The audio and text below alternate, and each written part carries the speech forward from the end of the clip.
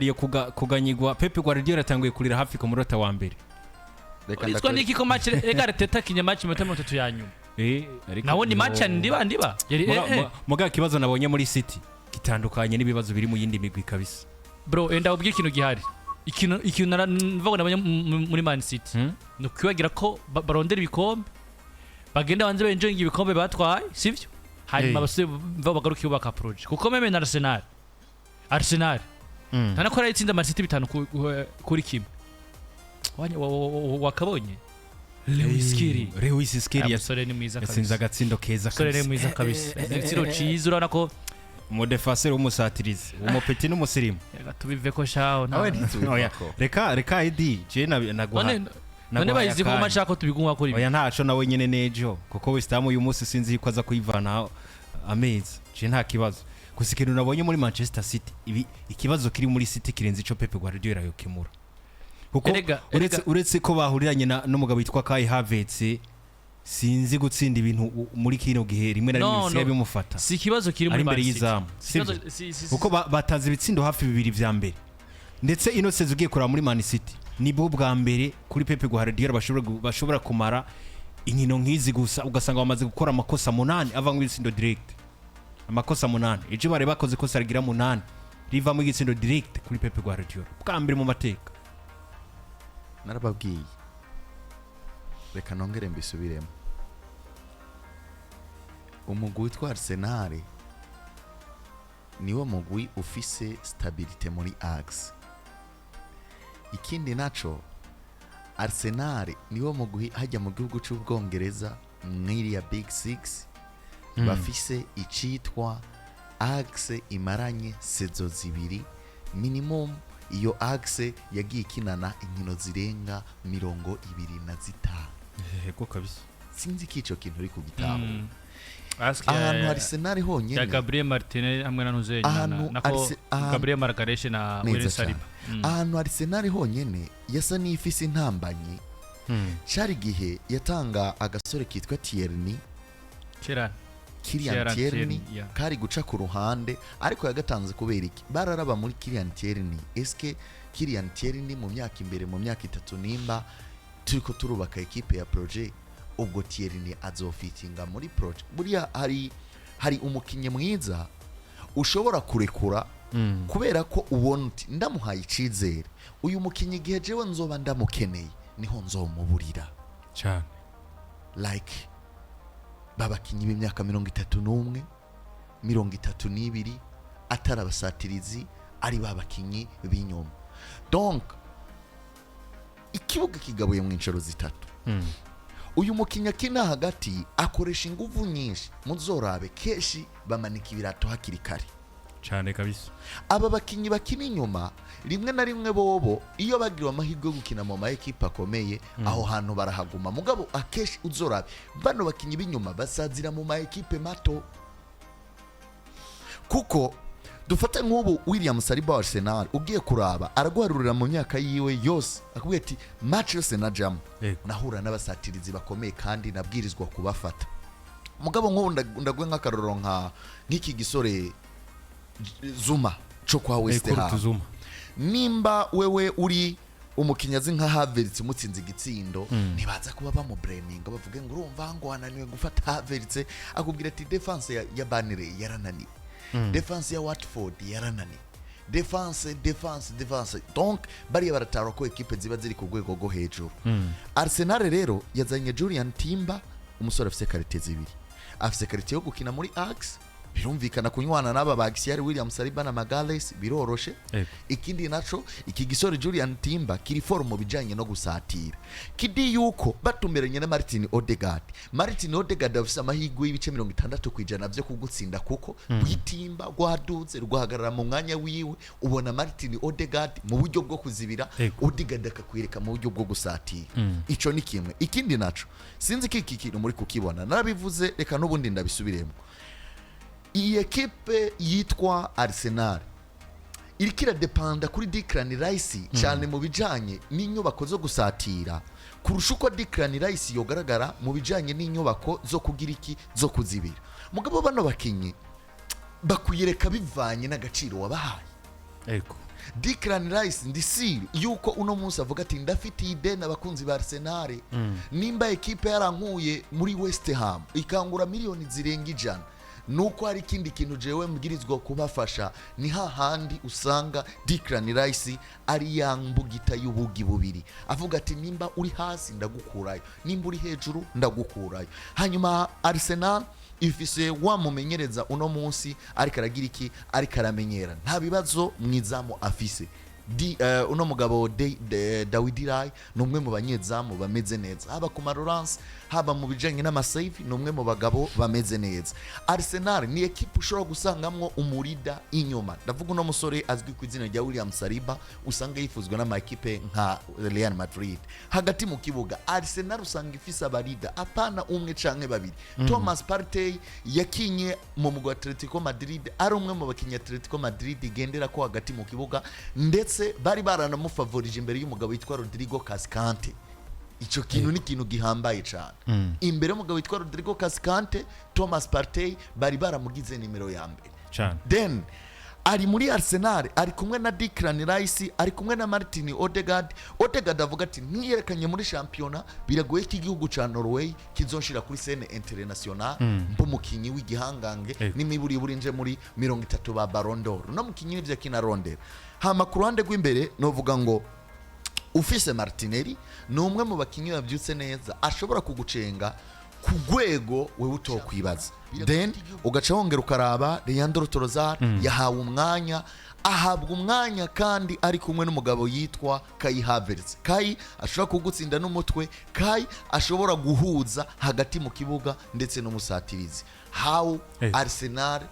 iri ku kibuga cayo itotsinda uno mugwi uzwi ku izina rya Manchester City mu gihe Manchester City twabonye vyinshi bariko barakina n'urukango nishaka ry'iminota 70 apana iminota 90 nishaka ry'umumenyereza wabo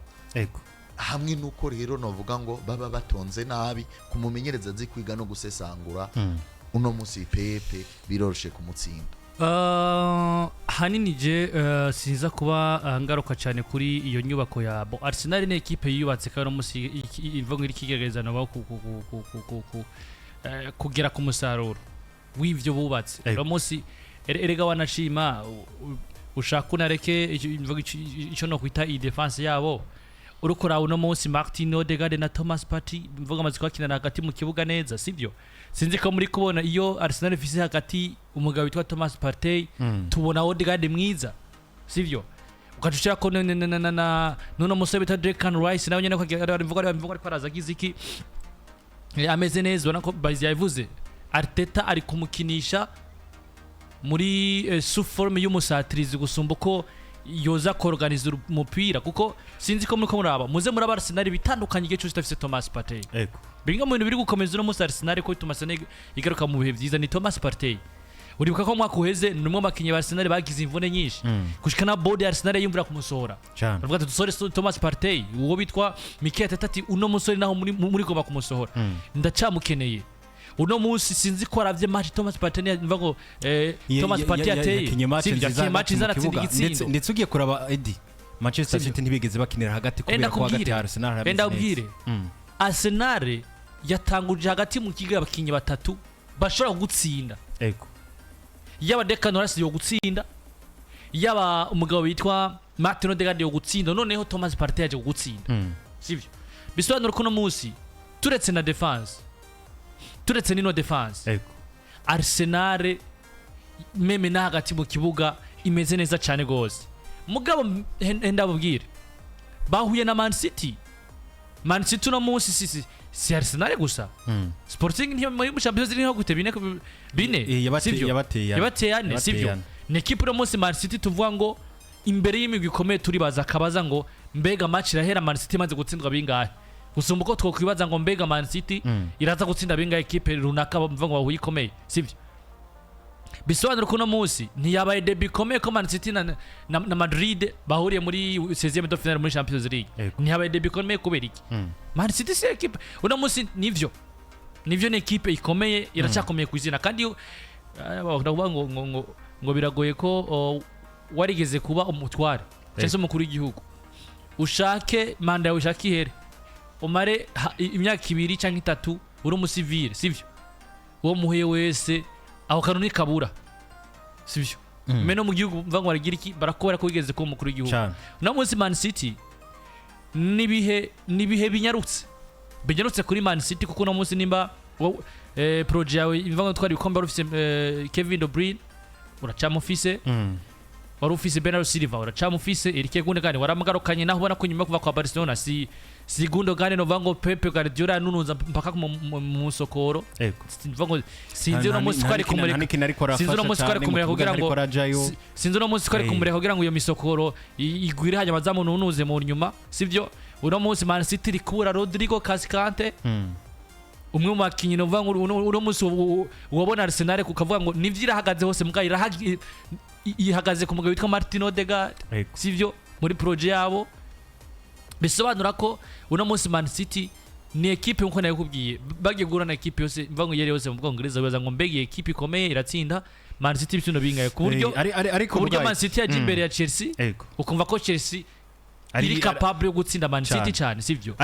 kuri Etihad Stadium Man City banzune sindaheza Man City kazi kakira Club Bridge kuri Etihad Stadium tukumva ko Club Bridge hacho ishobora gukorera Man City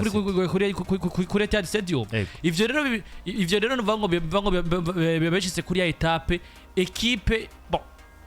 projet yabo iri kugenda building isubira inyuma bateza kuyubaka rero Arsenal no munsi nubundi biragoye ko azotwara igikombe gikomeye muri Premier League badafise umusatirizi Imbere 9 mwiza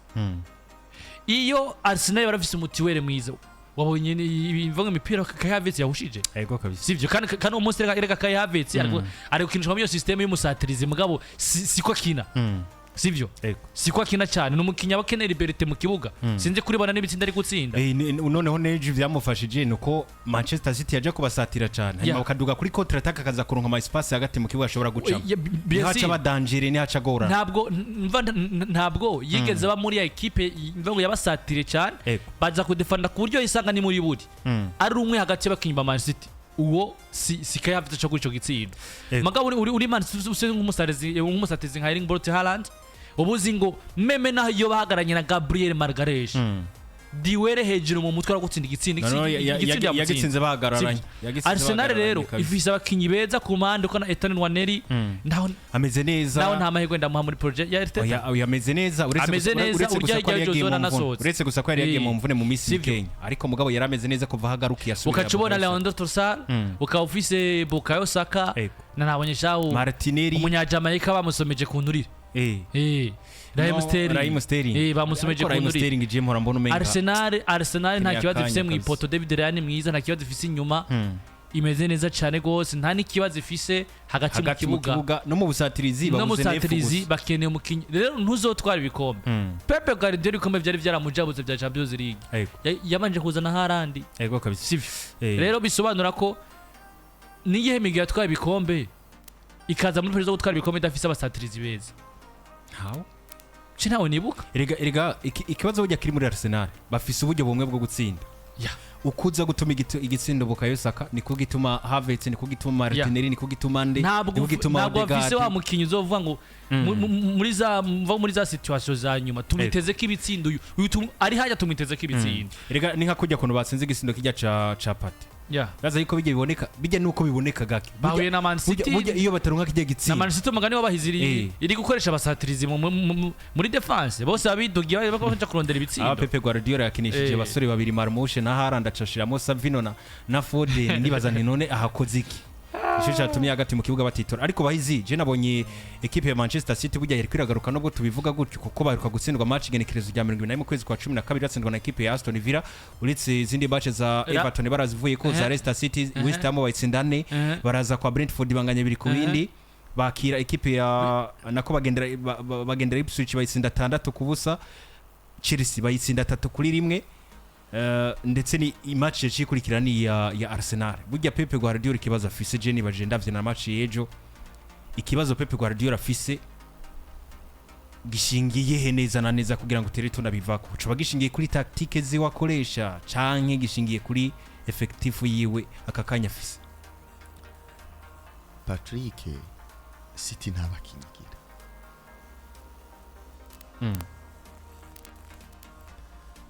buriya jewe ninaza kukugendera nkakugendera imuhira ntaguteguje nzobona ko we witeguye kiringa zigihari canke ifungurwa zigihari ku bantu muri kudukurikirana nitangira akarero muhira simuze ngo zarabuze ariko jewe sinkunda kubesha se ahantu muba muri kubona ibifungurwa bigikwiye nko mu minsi yahera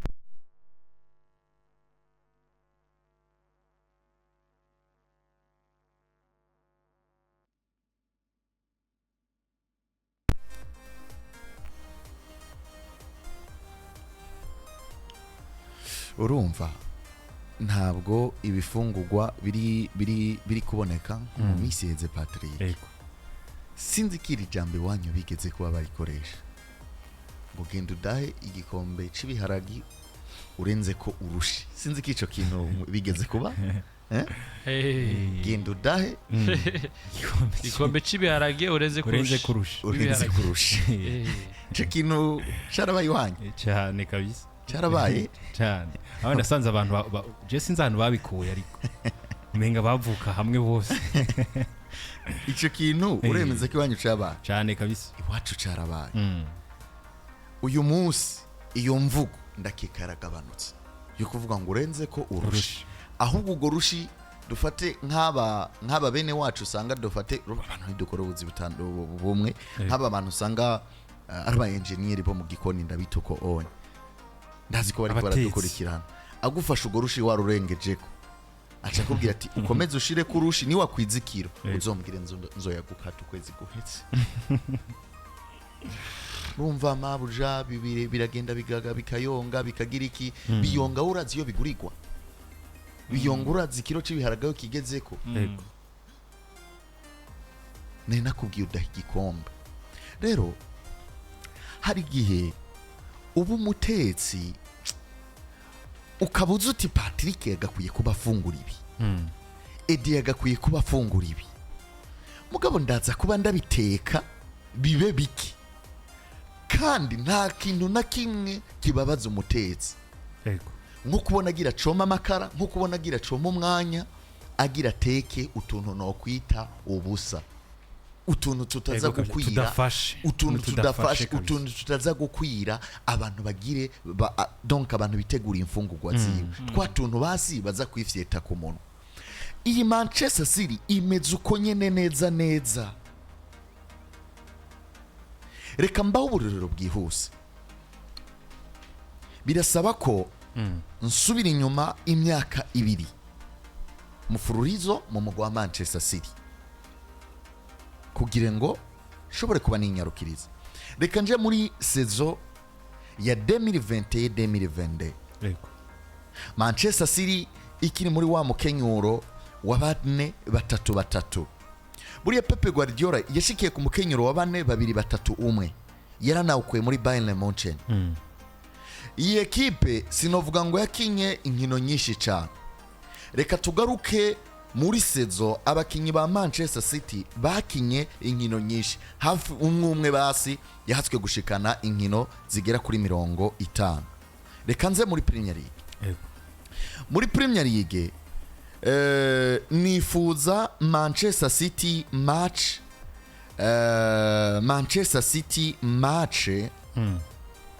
bakinye n'umugwi witwa Tottenham Hotspur match y'Etihad yakimwe kubusa chatsinze Phil Foden iyi ni saison 2018-2019 yari ifise Zinchenko yari ifise Laporte ageze muri Al-Nassr Zinchenko ari muri Arsenal yari ifise John Stones yari muri Ajax yari ifise Kyle Walker ageze mu mugwi witwa AC Milan hagati mu kibuga yari gifise KDB Kevin De Bruyne ameze neza ariko muri no match muribuka ko yasohotse ku munota 38 2018 avunitse yari ifise Ilkay Gundogan akina hagati nk'umu numero 6 yari ifise Bernardo Silva ikaba ifise Aguero na Raheem Sterling iyi ni City ya Gutsinda kuri nimero 11 nimero 9 n'ibindi bitsindo byava hagati mu kibuga novuga vy'imvura. Reka tugende turabe abakinyi batagira iki bataronka chance yo kuja mu kibuga basi. Ababencheri bataronka chance yo kuja mu kibuga. Kugira ngo wumve yuko muri Manchester City iki gihe ibintu vyari bikomeye. City yarizenira abakinyi 7 kuri bando touche. Yego kabisa. Uri kunawo cyane. Leroy Sané umukinyi Bayern genderako ntiyaronka umwanya wo kuja mu kibuga. Riyad Mahrez umukinyi yaraherutse kuva muri Leicester mwamenye muri Manchester City ntiyaronka akajyo ko kuja mu kibuga. Gabriel Jesus ntiyari bwafatisha yari umuramplasa w'umugabo witwa Sergio Aguero. Fernandinho muzi yari umutitirere ariko yasa n'uwatakaje ikibanza. David Silva maestro afise icibutso kuri Etihad Stadium ikibuga c'umugwi Manchester City ntabwo yarja mu kibuga. Ndibaza ukuyucu nabandanye ndibaza ko aho David Silva na nuno musore bitwa Fernandinho bari babakinyi bamaze igihe muri project kukoma Pep yabasanze muri project za Man City. Ukongera ko na Otamendi na Nicolas Otamendi sivyo bari abakinyi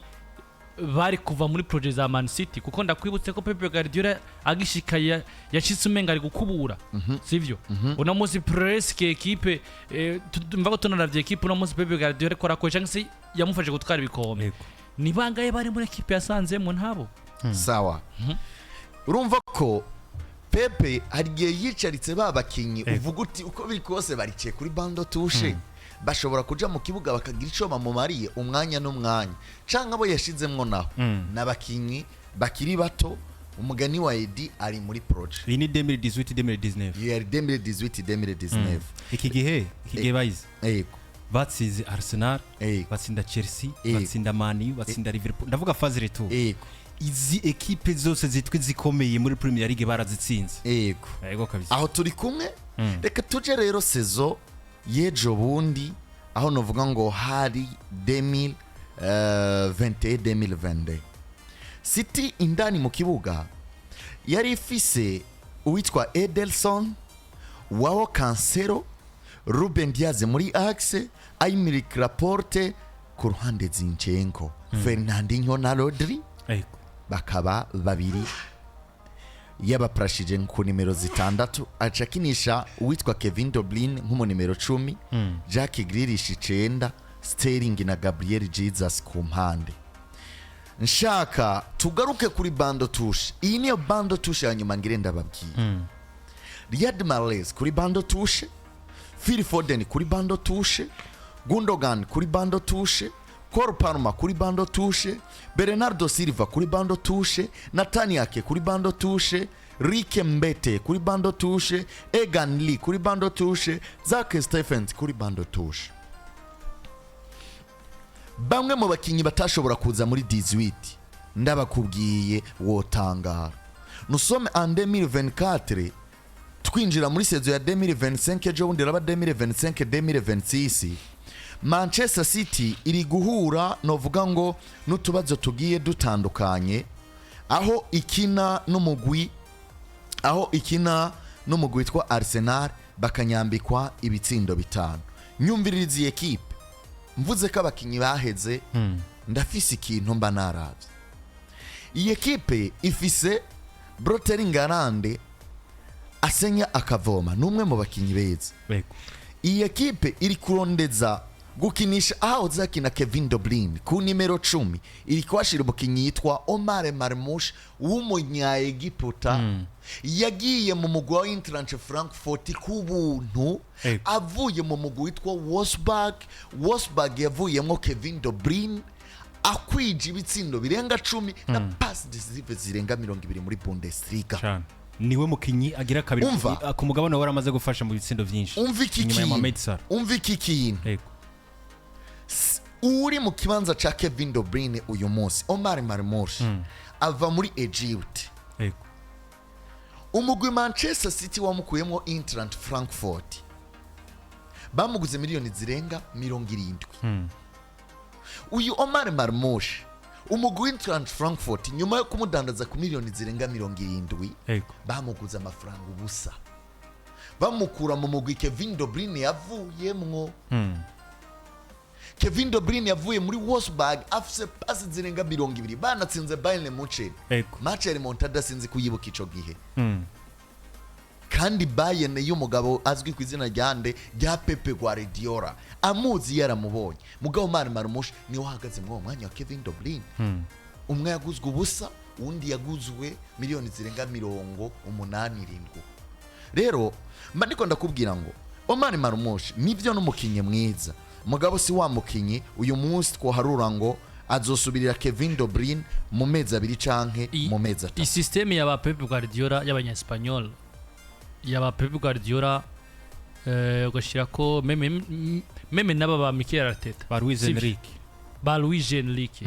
abamenyereza nka abanya-Espanyol bari mu amenyereza usanga ibintu byabo iyo biri kugenda neza biba bifisa abo vyubakiyeko cyane gusumba uko botegura equipe iri furuvuga ngo niba mvuze KDB, niba ndi kubura KDB ndashaka gutegura umukinnyi ashaka kuzomusubira niba turi 2022 ko twara ibikombe ariko inkino nyinshi ko twaza Champions League n'iki 2024 2023 nzoshika 2025 uyu mukinnyi runaka namuronse mu KDB sibyo. Sinzi kuri kubona erega Arsenal ni equipe iri gutsinda mugabo nayo hari abakinnyi hari kerekezere maziri kubura muri vuga dushira kura muri equipe Arsenal ugasanga nibiri kugira ikindi biri squad kujya babuze Saliba muri sezeze bakavuga bati nimba tubuze gendura musaro wa Arsenal mu busatirizi badafise Bukayo Saka usanga ari ntawo mipira usanga abakinyi bagati bako baritsindira abakinyi ba defense ko baritsindira gusumba uko umusaro uva hagati mu kibuga. Uretse ko kano kanya kwa Saka Nwaneri uravye nuko yagiye imbere yo kuvunika kwiwe aja subirira uno musi twa Bukayo Saka n'ubundi baravuze bati kano gasore karashobora kuza n'ubundi kakatwibagiza Saka. Nukuvuga ni kakano nyene n'ubundi kaguye mu mugabo giye kurabusanga uno musi Nwaneri nta cyarakoze cyo tuma yibagiza abakunzi ba Arsenal Bukayo Saka sivyo. Rero hanene ndiko ndabiza ko uno musi nkubwira ngo iki kintu cha KDB na Marmoush mes chers amis, est-ce que KDB muri Eintracht kinaguta yakina nako Marmoush muri Eintracht Frankfurt Eintracht Frankfurt yari wa mukinyi nka Haaland muri Man City barondera kubitsinda ntabwo ari playmaker nejo yakinye ku ruhande wanashima hanini wasanga ari ku ruhande iburyo sivyo. Uno munsi Pep Guardiola ari kubura bamwe mu bakinyi bamwakaye City muri projet ziwiwe mugatigeza asubiriza. Nivyo utangura twaravuze kwa Ancelotti ngo absence ya Toni Kroos kuboneka mugabirengeje umwana bitwa Dani Ceballos hari. Nyuma yuko uyu Ancelotti atangwe guhica no kutumanya kwe Dani Ceballos turiko n'uburyo nivyo nta kazi ka Toni Kroos ari gukora. Mugabo hari indi stabilité ibiri hagati mu kibuga mu gihe ufise nuzenya Dani Ceballos gusumba ikintu wundi wose sivyo. Ndetse na match baheruka gutsinda baravuze bati burya Dani Ceballos washaka niyo mwubaka Toni Kroos wakazoza. Hariho umunyesha makuru i Madrid nuko ndamwibagiye izina yigeze kuvuga ngo Toni Kroos akigenda nabwiye natanze ubutumwa kwa Madrid ngo namu vyirengagiza hariho umutoya wiwe ari muri Madrid nyene hari bitwa Dani Ceballos. Bisobanura ko nshaka kugira kuri Pep Guardiola nuri kuronka erego no munsi ari kugira ko nta equipe agira nta equipe agira no munsi na Rodri amusubiza Mateo Kovacic nigikunda sivyo na Bernardo Silva turi kuronka no mwaka mwiza na Ikerego ndegano no mwaka turi kuronka na Kevin De Bruyne no mwaka turi kuronka mwiza. Abakinyi ni bande rero sivyo abo nibo abakinyi bamufasha gutwara treble bari kumwe na Jack Grealish bari kumwe nande na Erling Brot Haaland. Izo erema zose uno mwaka wa 2025 muri Man City zarabuze ntazo. Equipe iragaragara n'umusaka kuko biragoye ko ufata Marmoush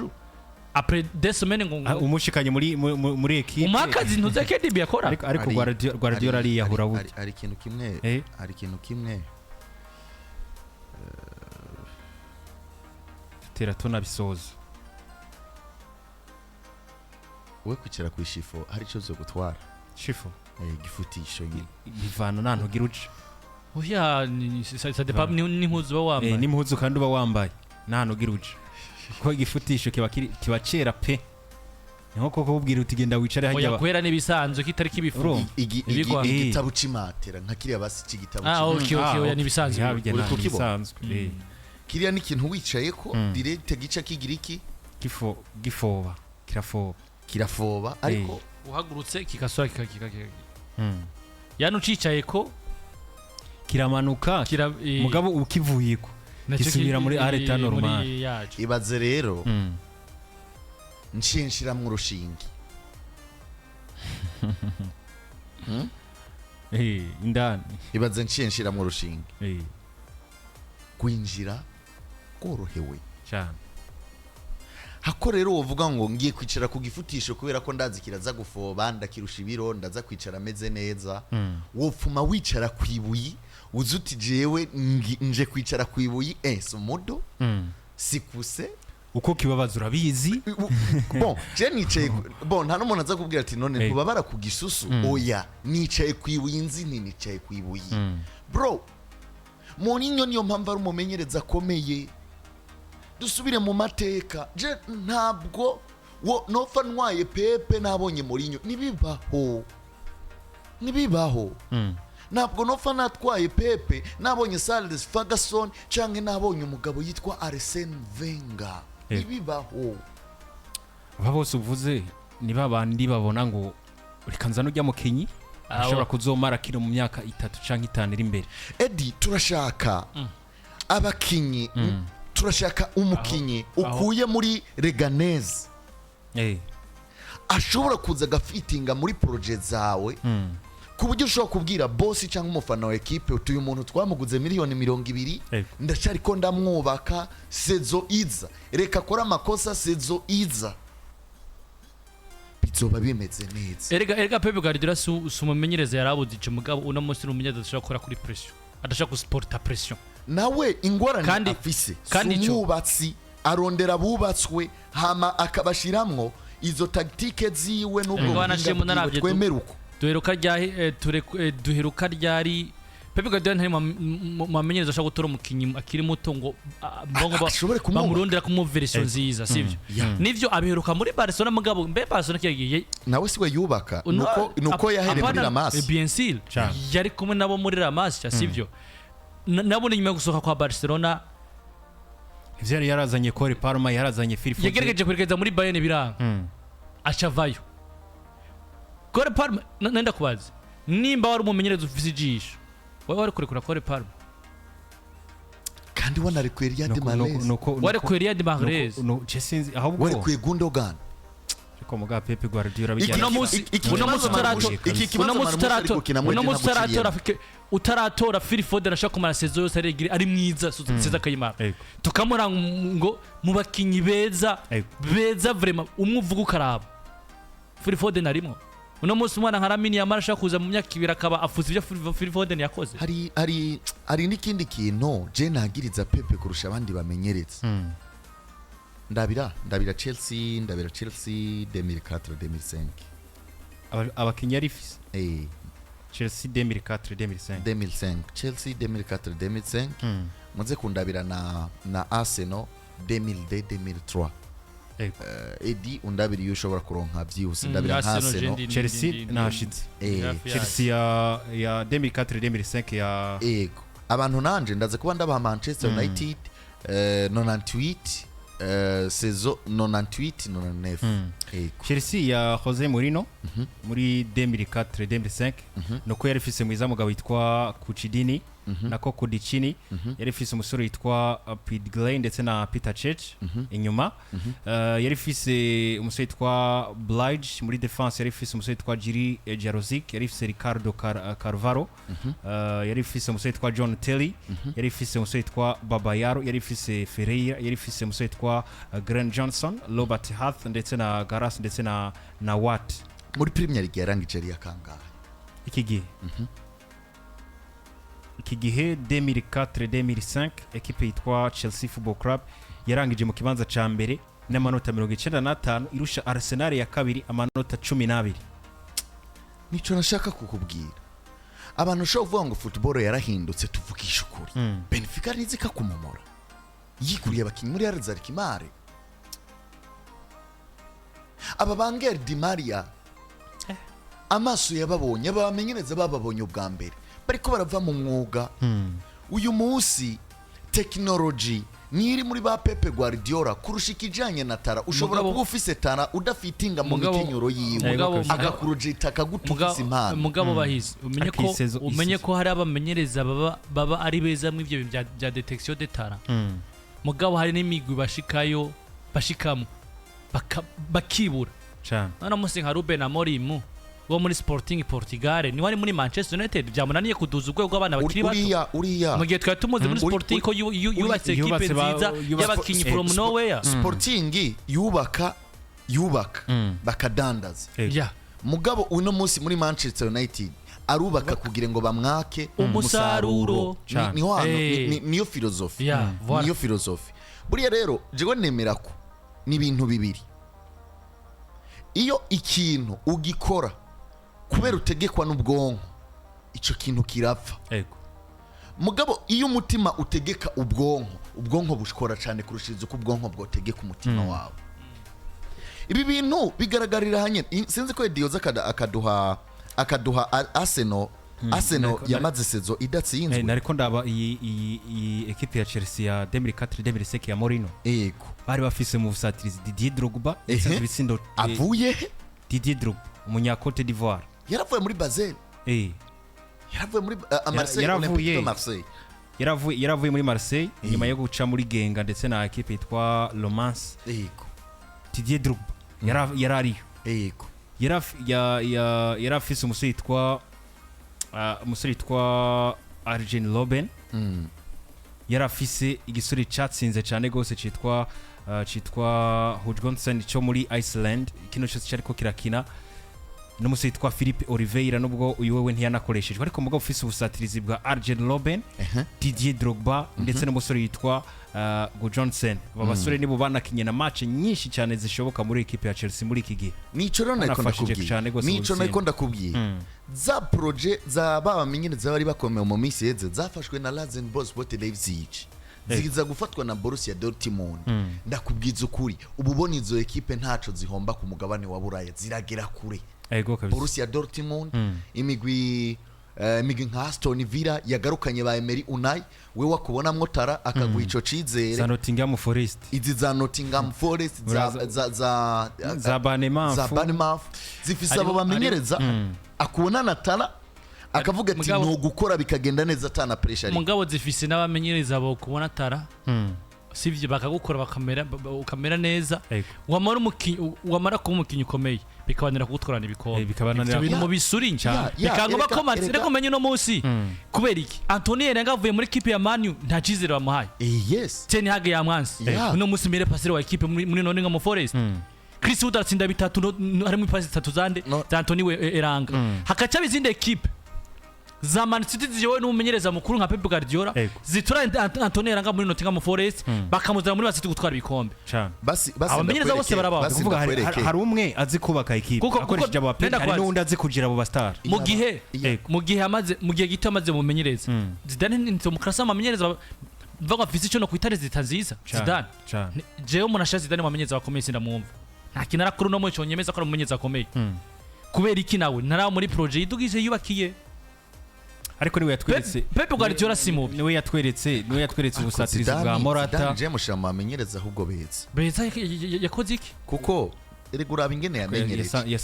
yamenyereje kipe ikomeye ndagoye nk'akaroro Edi singomba guhakana ivyo uvuze nanje umwanya umwe ndagutahura siko muga ndagoye nk'akarorero uyu munsi ntushobora gufata perezida wa Cambodia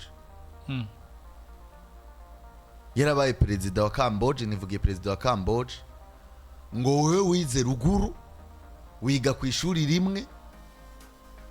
wiga ku ishuri ribaye hari uwundi yize ku mugwa mukuru wa Kambodge siko ego yiga ku mashuri atandatu akomakomeye kandi hose yagiye abo wa mbere.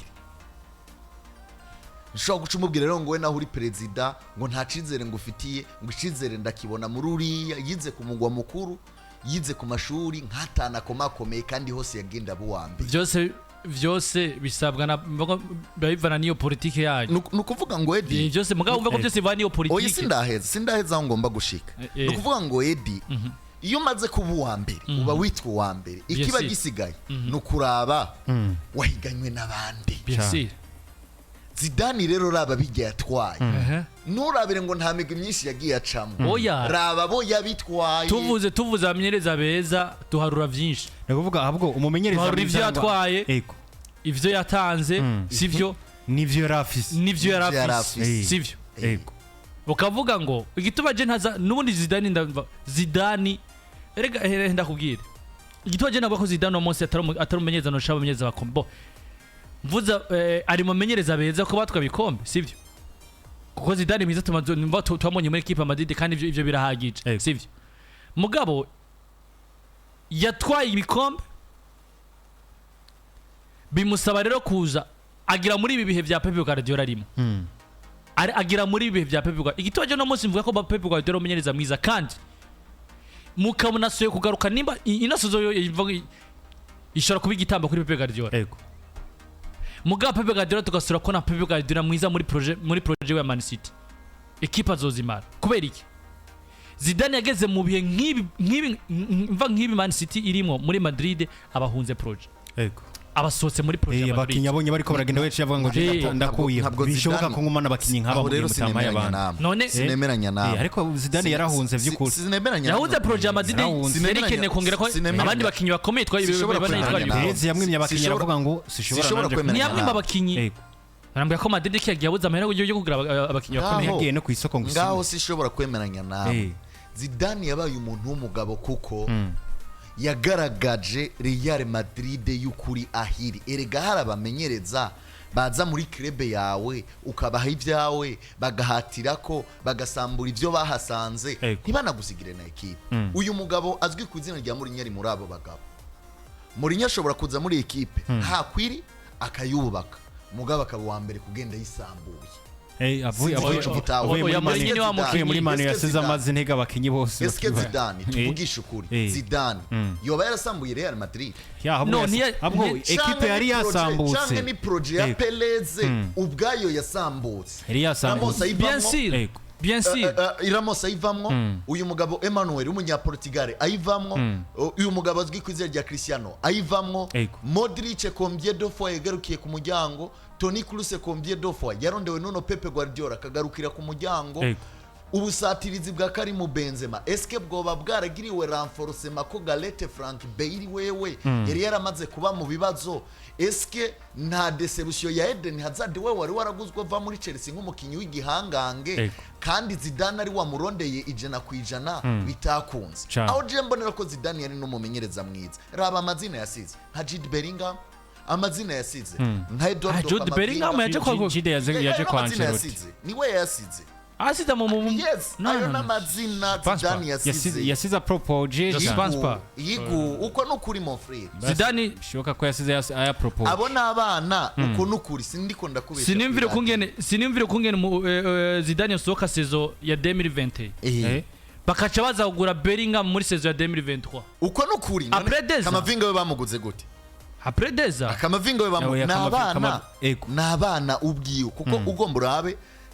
hariho n'inshuro nyinshi umugabo witwa Jude Bellingham yahuye na Zidane ndetse na Zidane baramutumira inshuro nyinshi. Abavyeyi ba Jude Bellingham Zidane akiri umumenyereza wande w'umugwi witwa Real Madrid. Nibaza ko impact ya Zidane iyo yarabonetse nino transfer ya Jude Bellingham nubwo ntigeze mbona makuru ahubwo avuga ngo Zidane niwe yaba yamupropose mugabo enda kubwire impact zira siniko ndavuga ngo niwe yamupropose nimba ivyo yaba yarapropose mu gihe ari muri equipe imuha icizere kuko Madrid yari yizeye Zidane yari yizeye Zinezine Zidane cyane na cyo ko yari ibintu sinibuka ko au niveau ya marché y'isoko hariho budget Perez yoba yirimye Zidane nyuma y'uko akaza kuyiha Ancelotti ngo agura aba Bellingham abo bandi kwa Zidane ni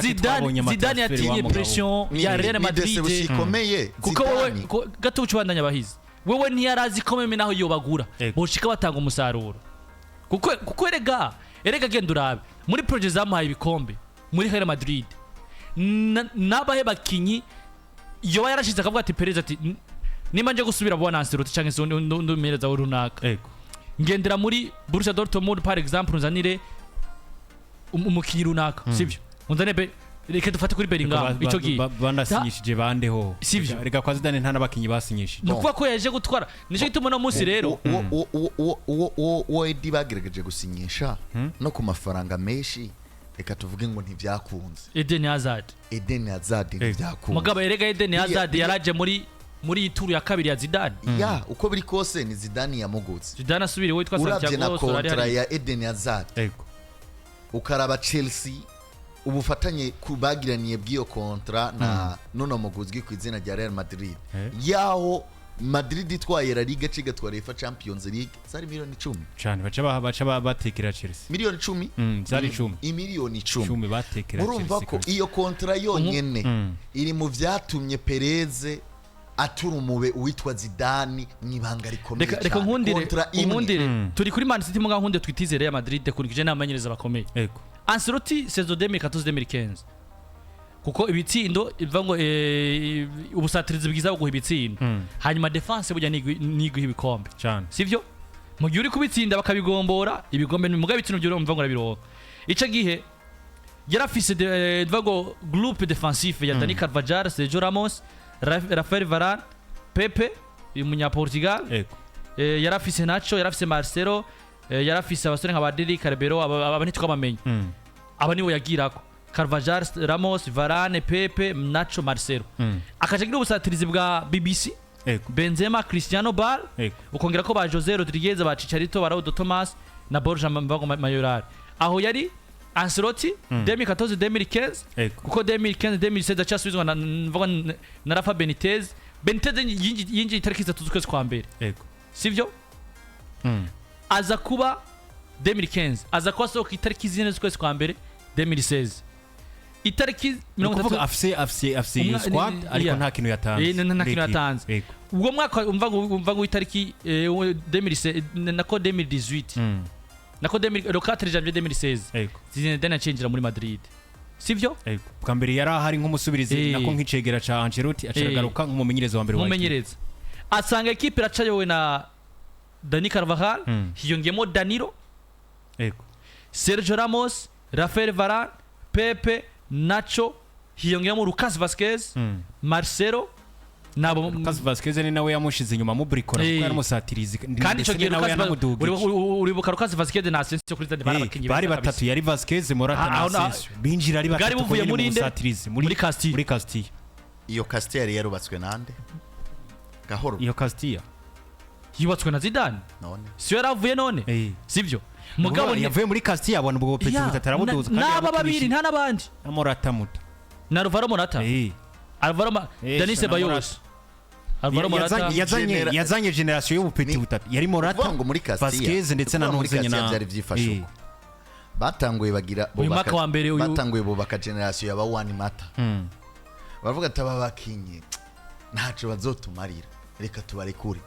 buriya Zidane yinjiye Real Madrid muri deception yaba One Mata ni gute bari abana twabarekuye kandi bari kugira akamaro batumariye reka ndahagere niba wovuga abo bakinyi singomba kukopoza ariko niba wovuga abo bakinyi bongewemwo kuko nka Lucas Vazquez twagiye kubona yuko ari umupolivara bivuye kuri match Real Madrid yari yakinya na Bayern Munich amuduza kabisa turatangara tuvuga ati eske Lucas Vazquez bamukuye imbere bamumanuye inyuma ayikina neza izo nyubako zose zo muri Castilla z'abasore baduze nizo zatumye Zidane agirirwa ico cizere co guhabwa equipe ya mbere erega namutuvuze impano zaduze zikanagira umumaro equipe ya Real Madrid ni Lucas Vazquez na Marco Asensio sinibaza ko hariho impact ikomeye Alvaro Morata yazanye muri equipe ya Madrid navyo sivyo kuko ico gihe n'ubundi busatirizi bwari bwa BBC sivyo umwaka wakurikiye 2017 Zidane atwara ibikombe sivyo hiyongeyemo Ashraf Hakimi muri defense yari umwana avuye muri yaravuye muri Castilla mugabo nta kintu yamaze muri equipe yari yamaze n'ubundi wasanga ari Carvajal ari Sergio Ramos Rafael Varane Pepe banacho gusa bonye n'aba Marcelo n'ubundi busatirizi ugasanga ni Asensio Morata Benzema nuva ko ukazuza gusanga gushika muri saison ya 2018 le 31 mai niho yaheza konta wasanga nubundi equipe ni yayindi nyene aza kuba kure equipe saison 2018-2019 Joro Paul mvango Juliano Petit gwarinjira Santiago Solari arinjira Santiago Solari arinjira ananirwa Zidane aragaruka urumva birakunda yatwara Liga yatwara Liga na Champions League oya na Champions League yakubiswe na Chelsea yari Chelsea yamukubise sivyo ni Chelsea saison 2019-2020 araza ugiye kurabasanga Vinicius arahari biranka mudugirizo gwego iyo ni produit mutavuga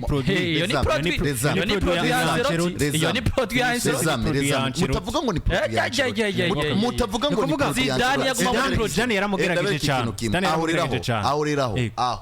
aho nimba ranka ya feirinze Zidane ni kuri Vinicius gusa kimwe oya kumuzana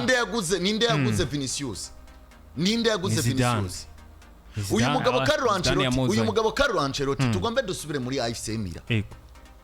nyereka umwana akiri muto atari bwagorogwe yahaye impano agakomera tuvugisha ukuri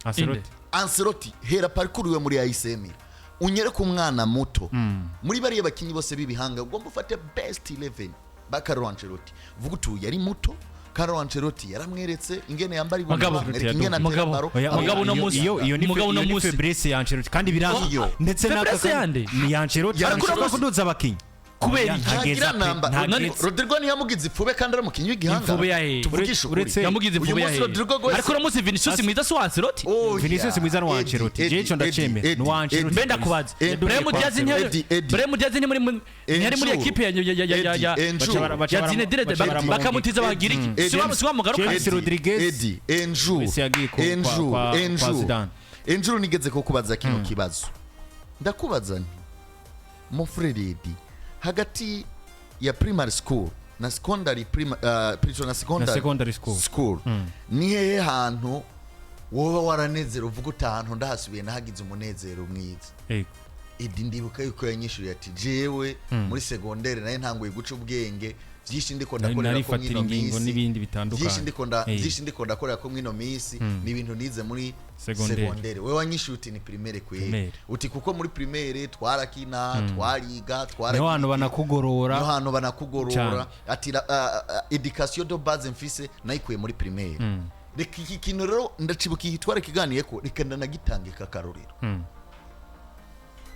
Vinicius Junior mu mateka yiwe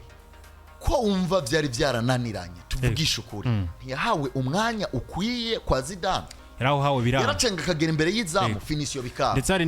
n'igihe bayize ntaguciriyemo bigeze kuvuga yuko Zinedine Zidane asigarana Vinicius kasigarana na Rodrigo Sinzundi bari batatu kugira ngo abigisha inyuma yuko abandi baba bavuye mu kibuga bagaca basigarana ari batatu bigisha gutera mu izamu kugira ngo tubone ko kuri Zidane Vinicius yari mubi ni gihuzo usanga Zidane yarasavye basati uyu mwana ni mu manure muri Castilla canke mugiriki mu mutize agende mu yindi club agenda duzo gwego nkuko ubona Erik ten Hag yananiwe kuri Anthony amuguza amafaranga menshi Anthony bikanga muri Manchester United Anthony akaba ari muri Real Betis kandi ari umukinyaguzwe miliyoni zirenga ijana nukuvuga ngo rero kijya gihe Zidane yaragifise abakinyi mugabo ari karagwana na Tara ivuye muri Brazil izanywe na Jay-Z ivuye muri Flamengo club itari yatwaye igikombe club itari muri zitatu za mbere umukinyi ari karaduga umukinyi ahereye muri Castilla imyaka mike anamukuru aramugati iyi Tara wewe ufise nibere kuguma muri Real Madrid y'abato reka ndakuduze muri Real Madrid y'abakuzi abana nawe abakunzi ba Real Madrid bamubreminga bavuga ati yo nkende itari kirinjiza ibitsindo yo nkendice woro na Rudinho wafo mwatuzani nawe dushaka Vinicius niyo mpamvu ubona uyu munsi Ego. Madrid iyo ariko arayikinira aba arimwo babiri ingwanyi umukinyi w'igihangange aba arimwo vyose iyo education de base yayikuye muri secondaire canke yayikuye muri primaire yayikuye kwa Zidane nivyo ariko Zidane yarakoze urabona yuko biri ko biranka mu Ancelotti hari gukora kubaka tara y'umukinyi hakaba no kurinda guprotege tara y'umukinyi nimba Zidane yarubatse tara ya Vinicius ntago yabakiye muri Castilla yaraciyeyo yaciye igihe kingana iki yaravuye muri Brazil ahubwo niwe yamukuye muri Castilla yavuye muri Brazil ari umukinyi mwiza ndetse ugiye no kuraba yanakinyemo nta nubwo banahuriyeyo erega yari oya ntibahuriyeyo ahubwo Zidane yari muri Castilla Zidane yari muri A niwe yavuze ati uyu mwana ni mumumpe abana nawe acenga neza cyane ariko ndikwibagira uyu mugabo ajejwe wavundabira burya izi tara ziri kugaragara kwa Madrid mvango n'umugabo ajejwe icyo no kwita recrutement des jeunes tara muri equipe ya Madrid byose banabishirako bahizi igituma nakuya ko no munsi Zidane erega Edi ubwo rwego ruba ruyobowe na coach principal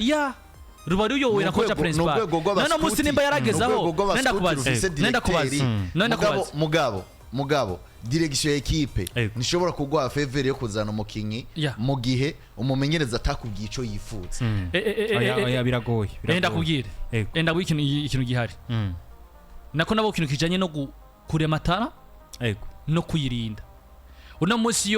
iyo Real Madrid yumvira Ancelotti nako Zidane bagatiza Vini cyangwa se bakagira iki no munsi Vini abaramukinya komeye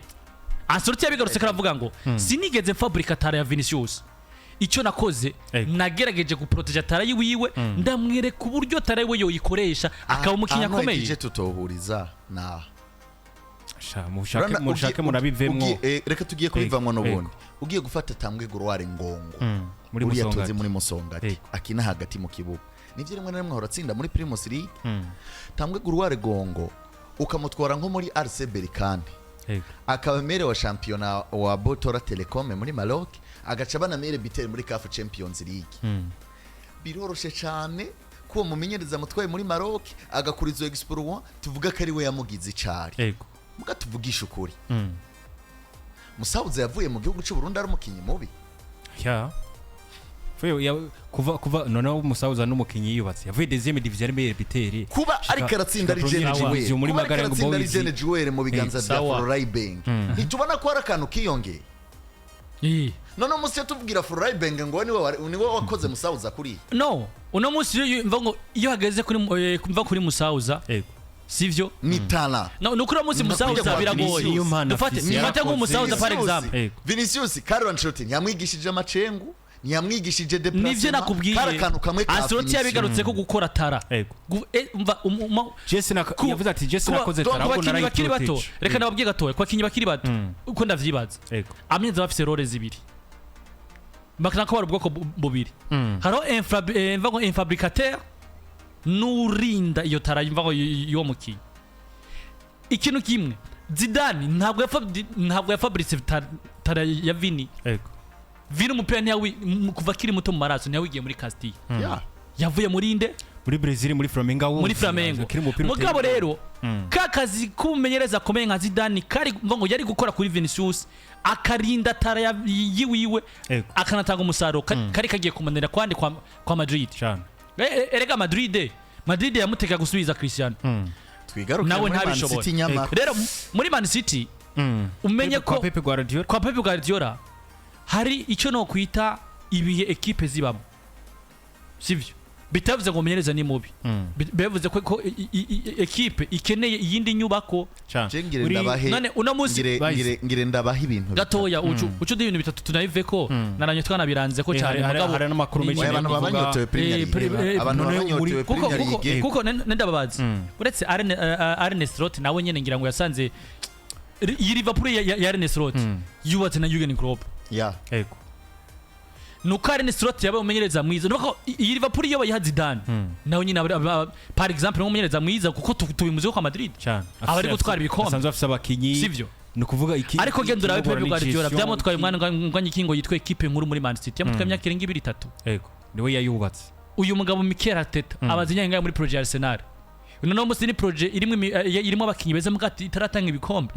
sivyo nyine ishobora kubitanga mu gihe ishobora kubitanga bisobanura ko genda urabe imigwi yagiye itwara ibikombe yabifise umwanya gutegura projet zabo uno musi Man City ashobora kuba abakinyi dokarete bafise mu equipe mugabo nabivuze pressure ari gukorerako kuva ko Man City itobura FA Cup ngwibure Carabao ngwibure Champions League ngwibure Premier League umwaka umwe ibi nivyo biri kwica Man City ibi ni ibintu biri kwica Man City Pep Guardiola tato kuyaginza nako kuyaginzara avec pression kwa kana bijya bibazo famille biramukora ko nabyo bijya vya mbere bimukora kwa gusa iyaba nka Erik ten Hag Pep Guardiola barabamenyereza bakomoka nko muri Bene avaye ko baja mu misa bo banje kurondera batama bakomakomeye bo muri Bene bati ni murogore bano bantu bararotswe je ndiyumvira nk'umutima w'umukunzi wa Manchester United ahari kuko ndaza arahari ndamutse Theo ndamutse Mutama Fidel ngo reka radukurikirana ariko ndamutse na Kinez yazikara mu Real Madrid yari yasite yawe yari namye kwitembera mu buntu waze hajya ameze neza hariya mu yasite nabonye hano ari buringa uri kwibarabara umengo nta gisagara kiri hariye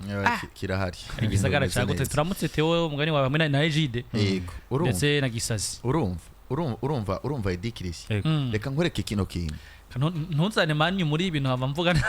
oya nka manyu yoyo je ndaziko sinavuze mu Burundi kuko ari umuntu yambwiye ngukeneye tara kwihomba yohereze kwa mari yirungike kwa mari enda gwa karore gute wewe uvuga ngo uratije witwa Marcus Rashford yamusingino football bamutije muri Aston Villa ankoro irifa Aston Villa ngo Emery nayo akwereka ico yikorera Aston Villa ngo ibice 75 kwijana by'umushahara usaba ko muri mani hamundi mumenyereza agaca gutangira umugabo witwa Jordan Sancho bien sûr Anton akabaratije ariko umenye ko akore nifa reka si vyubu Paul Pogba vyabaye ko bakabaragiye Cristiano Ronaldo kabaragiye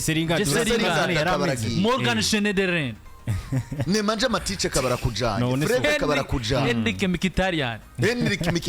abandi bo bari gutwara ibikombe za Romelu Lukaku Maguire barasoya aranga Memphis Depay abandi bo bari gutwara ibikombe rero jewe man nta kuntu nakumwe Angel Di Maria so mukinye mwiza erekeza mwiza kwa mari nta kuntu nakumwe muzoza muntera Alexis Sanchez urumva kaka ngo nakango numumenyereza mwiza ngo niki hari abantu biyumviye ko abakinyi beza bari muri ligue abakinyi beza bava muri La Liga mugandabira nk'iki gitezi cy'imisumari citwa Renato Veiga raba match care gitekwa Inter Domira cavuye nticavuye muri Swiss cyane raba iki kimaso nemera Renato Veiga cibishatse koracisha kimaso ko ni kimaso ni cubatse kirakomeye ayo mu kuvuga yateye match imigwi rica abakinyi urumva uri kubona Randara Karomani wa Juve kubikubwira Mane Karomani yari mukinyi mwiza rega n'ubundi yateye match ibintu biragenda Kvaratskhelia muri PSG ntari koranyerera mugabo rero abantu bamenyereza twamaze kwishiramwo kara abandi bantu ari abantu barenze arazika kwinjira equipe akayisambura kandi atari ne capable yo kuyubaka mbwira ingene City tunayivako ifise Savinho wa Girona mugende mumviriza Girona ntabwo izogura Savinho ngo aje gutwara igikombe na kimwe cyo muri Espagne bakoze exploit gusa muri seziheze bacora mubona kano gasaka Jesco Juvardio avuye muri Rasenball Sport Leipzig ahari nkaho mudandaza w'amavoka abavuga ati mfise ivoka ryiza ntajyo nza guhombesha udafise 2.5 canke 2 ntugura Jesco Juvardio yavuye muri equipe yo kudandaza pana equipe yo gusacinga ibikombe ndavyemeza arafise talent mugabo yavuye muri equipe idandaza pressure y'ibikombe atayifise John Stones umukuye muri Everton umugabo yitwa Akanji umukuye muri Borussia Dortmund umugabo yitwa Mateus Nunes umukuye muri Wolverhampton Wanderers umugabo yitwa Bernardo Silva umukuye muri Monaco umugabo yitwa Kovacic avuye mu Chelsea umugabo yitwa Marmoush Eintracht Frankfurt Phil Foden mu Academy umugabo yitwa Haaland umukuye muri Borussia Dortmund rero ndakwereke Pepe ni kigabo kizi gutirisha cyane yego dufate kandi munyeshuri azi gutirisha cyane yazi agakwega kandi akagenda amenya wawundi avuga ati anicanye na Edikirisia yandika kuno kandi ico yandika banakibonye reka ndagakwega mwarimu agacabaho azati bayizi nisi kubwe nubwo n'ubwenge yego n'ubwenge ariko uwo abari nka wa muntu nako abari nka wa muntu asoma udasoma ibyo ntubishobora urumva aratahura neza ibyo Edikirisia yanditse ndetse agaca afata bya bindi Edikirisia rero wewe kaca nabihingura neza cyarigeze gushikira mwarimu yarabikopi cyarigeze gushikira urabona ukuntu twicaranye n'abahizi bano ukuntu twicaranye n'abahizi kaca nk'uwakambwiye ati turabe ibyo wanditse nkaca ngira nk'uko mw'ishuri ngwajya wanditse gute nabikweretse bro nubwo n'ubujojo reka ari ibintu mu gifaransa twita amakoro ari ibintu mu gifaransa twita amakoro kugenda urakora aho ushira ko avec washize ko accent cyangwa accent grave ushira ko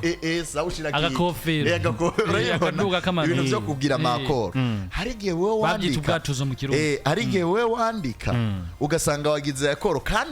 mugabo wibagiye nka S ndabeshe none ugasanga mwene gutirisha kubwiye ati shira ko S muta kandi iyo nyubako yiragutisha shira ko S